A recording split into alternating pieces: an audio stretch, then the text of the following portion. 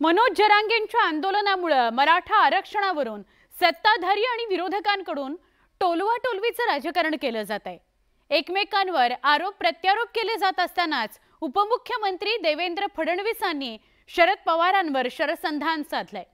शरद पवारांनी मराठा आरक्षणाला विरोध केल्याचा आरोप त्यांनी केला आहे। पाहूयात या संदर्भातला सविस्तर वृत्तांत।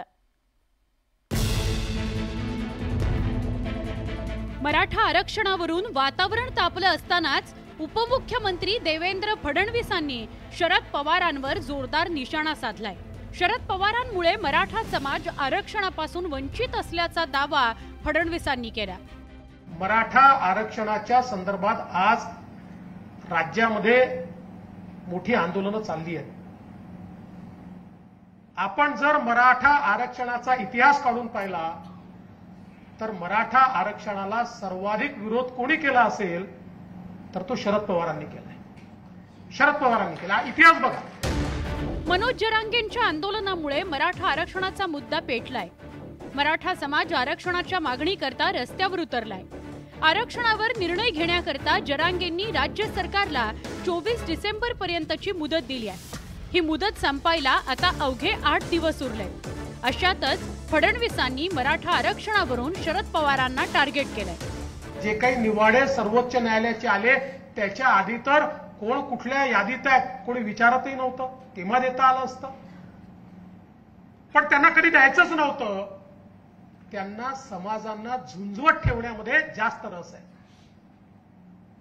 त्यांचं राजकारण कसं आहे, लोक झुंजत राहिले तर आमच्याकडे नेतेपद येईल आणि म्हणून झुंजवत ठेवायचं।